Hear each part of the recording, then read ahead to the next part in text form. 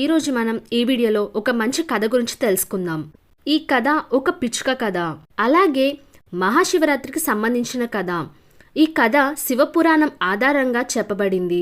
అందువల్లే ఈ కథ అయితే చాలా భావమైనది, ఇంకా పవిత్రమైనది. దేవాది దేవుడు మహాదేవుడు చెప్తున్నాడు, ఎవరైతే ఈ కథను ధ్యాస పెట్టి వింటారో వారి జీవితంలో సమస్త పాపాలు తొలగిపోతాయి, వారి జీవితంలో నుండి సమస్త దుఃఖాలు కూడా నశించిపోతాయి. ఎవరైతే ఈ కథను శ్రద్ధగా వింటారో వారిపై మహాదేవుడి యొక్క కృప ఎప్పుడూ ఉంటుంది. ప్రతి సంవత్సరం కూడా మాఘమాసంలో కానీ పాల్గొన్న మాసంలో కానీ శివరాత్రి వస్తుంది. ఈరోజు మనము ఒక పక్షి శివరాత్రి చేసుకొని ఎంతటి ఫలితాన్ని పొందిందో వివరంగా తెలుసుకుందాం. అయితే ఈ మహాశివరాత్రి వ్రతాన్ని చేసేవారు కానీ, లేదా సోమవారం వ్రతాన్ని చేసేవారు కానీ, కార్తీక మాస వ్రతం చేసేవారు కానీ ఈ కథను విన్నట్లయితే ఈ కథ వారికి ఒక వరం లాంటిది. సోమవారం వ్రతం చేసేవారు ఈ కథను వినడం వల్ల వారికి చాలా సత్ఫలితాలు అనేవి వస్తాయి. మనుషుల్లో తమ జీవితంలో సద్మార్గంలో నడవడానికి ఈ కథ ఒక ప్రేరణలాగా ఉంటుంది. ప్రాచీన కాలంలో ఒక నగరంలో ఒక సేటు అలాగే భార్య ఉండేవారు. వారికి అన్నానికి ధనానికి ఎటువంటి లోటు లేదు. కానీ వారి జీవితంలో ఎప్పుడు ఏ దాన ధర్మాలు కానీ పుణ్య కార్యక్రమాలు కానీ చేయడం లేదు. వారి జీవితంలో ఎప్పుడు ఎవరికి కనీసం పచ్చి మంచినీళ్ళు కూడా ఇవ్వలేదు. అలాగే ఆ సేటు ఇంకా సేటు భార్యకు సంతానం కూడా లేదు. ఆ సేటు ఇంటి దగ్గరలోనే ఒక రావి చెట్టు ఉండేది. ఆ రావి చెట్టు పైన ఒక అందమైన పక్షి గూడు కట్టుకొని నివసిస్తూ ఉండేది. దానికి కూడా 2 చిన్న చిన్న పిల్లలు ఉన్నాయి. పక్షి రోజు నగరంలోకి ఆహారం కోసం వెళుతూ ఉండేది.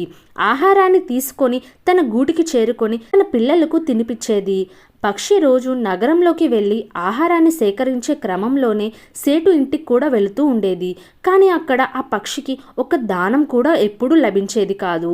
పక్షి తన మనసులో ఆలోచిస్తూ, పూతి నగరంలో పెద్ద ఇల్లు ఈ సేటుదే, చాలా ధనవంతుడు, కానీ ఎప్పుడు ఇతను ఎటువంటి దానాలు చేయడం లేదు, కనీసం ఎవరికి భిక్ష కూడా వేయడం లేదు, సహాయంతో ఉన్నవారికి కనీసం సహాయం కూడా చేయడం లేదు, పక్షులకు దానాలు కూడా వేయడం లేదు, చాలా పిసినారి అని అనుకుంటూ ఉండేది.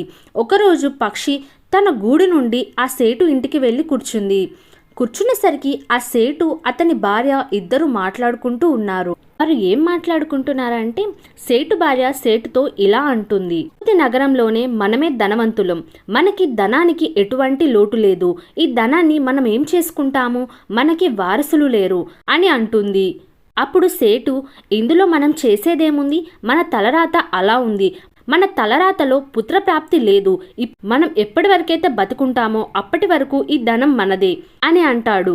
అలాగే ఎవరి తలరాతలో అయితే ఈ సంపదను తినాలని రాసి పెట్టుందో వారే ఈ సంపదలు తింటారు. ఈ విధంగా మాట్లాడుకుంటూ ఉంటారు. ఆ పక్షి అదంతా కూడా చాలా ధ్యాస పెట్టి వింటూ ఉంటుంది. అలాగే రోజు వాళ్ళ ఇంటికి వచ్చి వాళ్ళు మాట్లాడుకునే మాటలన్నీ వింటూ ఉండేది.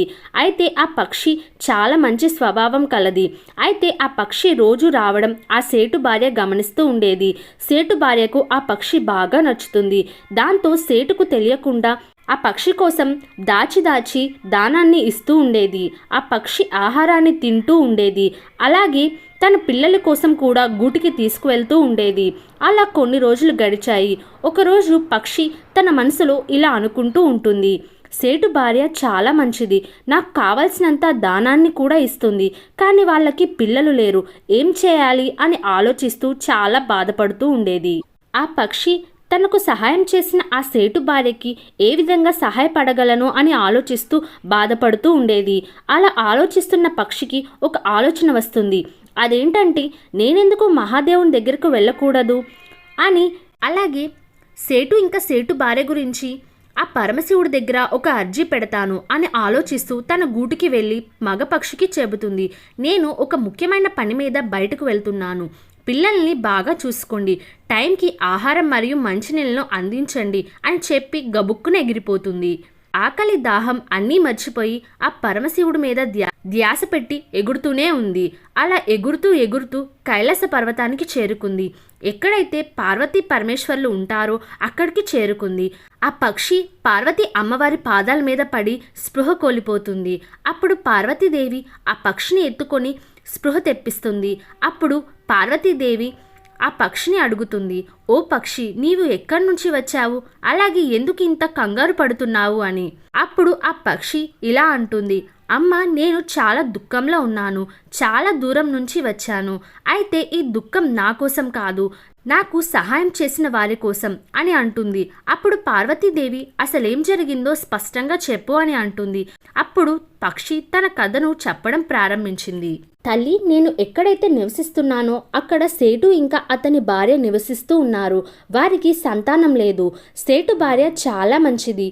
తనకి ఒక పుత్రునివ్వమని పార్వతీదేవిని కోరింది. ఆ మాట చెప్పి ఆ పక్షి మళ్ళీ స్పృహ కోల్పోతుంది. పార్వతీదేవి పక్షికి స్పృహ తెప్పించడానికి చాలా ప్రయత్నించింది. చివరికి ఆ పక్షికి స్పృహ వచ్చింది. పార్వతీదేవి ఆ పక్షికి ఆహారాన్ని ఇంకా మంచినీళ్ళనిచ్చి కొద్దిసేపట్లో మహాదేవుడు నిద్రలెగుస్తారు. ఆయన నిద్రలేచాక జరిగిందంతా మహాశివునికి చెప్దాం అని చెబుతుంది. ఇంకా కొంచెం సేపటికి మహాశివుడు నిద్రలెగుస్తారు. ఆ పక్షిని తీసుకొని పార్వతీదేవి శివుడి వద్దకు వెళ్తుంది. పార్వతీదేవి శివుడితో సేటుకి ఇంకా సేటు భార్యకి పుత్ర సంతానం ఉందా లేదా అని శివుణ్ణి అడుగుతుంది. అప్పుడు శివుడు తన త్రినేత్రంతో చూసి ఇలా చెప్తాడు, పార్వతి, వాళ్ళకి పుత్ర సంతానం లేదు అని చెప్తాడు. అప్పుడు పార్వతీదేవి, స్వామి, వాళ్ళకి ఒక పుత్రుణ్ణి ప్రసాదించమని కోరుతుంది. అప్పుడు శివుడు అంటాడు, నీకు చెప్పాను కదా, వాళ్ళ తలరాతలో సంతానం లేదు అని చెప్పాడు. అప్పుడు పార్వతీదేవి, ఈ పక్షి చాలా ఆశతో ఆహారం, నీళ్లు, నిద్రను అన్నీ వదిలేసి మన దగ్గరకు వచ్చింది. మనం సహాయం చేస్తామని. తనని ఖాళీ చేతులతో పంపలేను అని పార్వతీదేవి శివునితో చెబుతుంది. శివుడు పార్వతీదేవి అడిగింది కాబట్టి సరే అంటాడు. అప్పుడు పక్షితో ఇలా అంటాడు, ఆ సేటు ఇంకా సేటు భార్యకు పుత్రుణ్ణి ఇస్తాను, కానీ వాళ్ళు ఇంతవరకు ఎవరికి ఏ సహాయం చేయలేదు. పుత్రుడు కలిగాక వాళ్ళు దాన ధర్మాలు, పుణ్య కార్యక్రమాలను చేయాలి, భిక్షులకు భిక్ష వేయాలి, భగవన్నామస్మరణ చేయాలి అని శివుడు పార్వతీదేవికి ఇంకా పక్షికి చెబుతాడు. అప్పుడు ఆ పక్షి, నేను నా తరపున అన్ని ప్రయత్నాలు చేస్తాను అని శివపార్వతులకు చెబుతుంది. అప్పుడు శివుడు తదాస్తు అని పక్షిని దీవిస్తాడు. ఇక పక్షి పార్వతి పరమేశ్వర్లకు నమస్కరించి ఎగురుకుంటూ తన గూటికి చేరుకుంటుంది. అది జరిగిన కొన్నాళ్ళకి సేటు భార్య గర్భవతి అవుతుంది. వారికి ఒక పుత్రుడు జన్మిస్తాడు. వాళ్ళు చాలా సంతోషిస్తారు. ఆ పుత్రుని చూసి పక్షి కూడా చాలా సంతోషిస్తుంది. తను పడిన కష్టానికి తగిన ప్రతిఫలం దక్కిందని ఆ పక్షి చాలా ఆనందిస్తుంది. ఆ సేటు కొడుకు పెరిగి పెద్దవాడవుతూ ఉంటాడు. 4 శివరాత్రులు గడిచాయి. 5వ శివరాత్రి ముందు పక్షి చాలా బాధపడుతూ ఉంటుంది. ఎందుకంటే ఈ సేటు ఇంకా ఈ సేటు భార్య ఇంతవరకు ఎవరికి దాన ధర్మాలు చేయలేదు, ఏ మందిరాలకు వెళ్ళలేదు, ఏ భిక్షులకు భిక్ష కూడా పెట్టలేదు. ఇవన్నీ ఆలోచిస్తూ ఆ పక్షి చాలా దుఃఖిస్తుంది. వీళ్ళు దాన ధర్మాలు చేయకపోతే వీరి పుత్రుడు అల్పాయుషుడవుతాడు. అదే ఆలోచిస్తూ బాధపడుతుంది. నేను సేటు ఇంకా సేటు భార్యకి ఎలా చెప్పాలి, నా భాష వాళ్ళకి అర్థం కాదు కదా, నేనేం చేయాలి అని ఆలోచిస్తూ ఉంటుంది. పక్షి పిల్లలు కూడా పెద్దవాళ్ళు అయిపోతారు. అప్పుడు పక్షి తన పిల్లలతో ఇలా అంటుంది, నేను ఒక ముఖ్యమైన పని మీద వెళ్తున్నాను అని చెప్పి ఎగిరిపోతుంది. ఆ పక్షి కైలాసానికి చేరుకొని పార్వతీదేవి పాదాల మీద పడుతుంది. అప్పుడు పార్వతీదేవి పక్షిని తన చేతుల్లోకి తీసుకొని, నువ్వు కోరుకున్నది నెరవేరింది కదా, సేటు ఇంకా సేటు భార్యకు పుత్ర సంతానం కలిగింది కదా అని అంటుంది. అప్పుడు పక్షి పార్వతీదేవితో ఇలా అంటుంది, తల్లి, నేను సేటు ఇంకా సేటు భార్యను సన్మార్గంలోకి తీసుకురాలేకపోయాను. వారి చేత దాన ధర్మాలను చేయించలేకపోయాను. ఆ భార్యాభర్తలు ఇదివరకు ఎలా ఉన్నారు, పుత్రుడు కలిగిన తర్వాత కూడా అలానే ఉన్నారు అని చెబుతుంది. పక్షి చెప్పిందంతా పరమశివుడు విని, పక్షి వాళ్ళు ఇలానే ఉంటే వాళ్ళ కొడుకు అల్పాయుషుడవుతాడు అని చెప్తాడు. అప్పుడు ఆ పక్షి పార్వతీదేవి కాళ్ళ మీద పడి తలను కొట్టుకుంటుంది. అప్పుడు పార్వతీదేవి ఆ పక్షిని ఎత్తుకొని ఎందుకు ఇలా చేస్తున్నావు, ఇలా చేయకు అని చెబుతుంది. అప్పుడు పక్షి, తల్లి, నా ప్రయత్నం నేను చేశాను, వాళ్ళకి నా భాష అర్థం కావడం లేదు అని అంటుంది. అలాగే మీరు ఇంకా పరమశివుడు ఆ సేటు భార్యను మార్చండి అని అంటుంది. అప్పుడు పార్వతీదేవి, సరే పక్షి, మేము అలానే చేస్తాము అని చెబుతుంది. ఇదంతా విన్నాక పక్షి తిరిగి తన గూటికి చేరుకుంటుంది. ఒకరోజు పార్వతీదేవి ఇంకా పరమశివుడు ఒక సాధు వేషంలో సేటు ఇంటికి వెళ్తారు. అప్పుడు సేటు భార్యతో ఇలా అంటారు, మీరు మాకు భోజనం పెట్టకపోతే మీరు కష్టాలు పాలవుతారు, అలాగే ఎన్నో కష్టాలు అనుభవించాల్సి ఉంటుంది అని చెబుతారు. అప్పుడు సేటు భార్య వాళ్ళకి నమస్కరించి, మీరు మాకు ఎలాంటి శాపాలను ఇవ్వకండి, మీకు తప్పకుండా భోజనాన్ని పెడతాను అని పార్వతీ పరమేశ్వరులను వాళ్ళ ఇంటిలోకి తీసుకొని భోజనం పెడతారు. భోజనం చేశాక పార్వతీ పరమేశ్వర్లు బయటకు వస్తూ ఉండగా సేటు ఇంకా సేటు భార్య, మేం చేసిన సేవలో మీకేమైనా లోటు ఉంటే మమ్మల్ని క్షమించండి అని నమస్కరిస్తారు. అప్పుడు సాధు వేషంలో ఉన్న పరమశివుడు ఇలా అంటాడు, మీరిద్దరూ ధ్యాస పెట్టి వినండి. మీరు తప్పులైతే చాలా చేశారు, ఇంకా ఎవరికి దాన ధర్మాలు చేయలేదు, సహాయం కావలసిన వారికి సహాయం కూడా చేయలేదు. మీరు ఇలానే ఉంటే మీ కుమారుడికి చాలా ఆపద ఉంటుంది అని చెప్పగానే సేటు ఇంకా సేటు భార్య పార్వతీ పరమేశ్వరుల కాళ్ళ మీద పడతారు. మేమేం చేయాలి, మాకు చాలా సంవత్సరాల తర్వాత పుత్ర సంతానం కలిగింది, ఆ పుత్రుణ్ణి మేము కోల్పోవాలనుకోవడం లేదు అని అంటారు.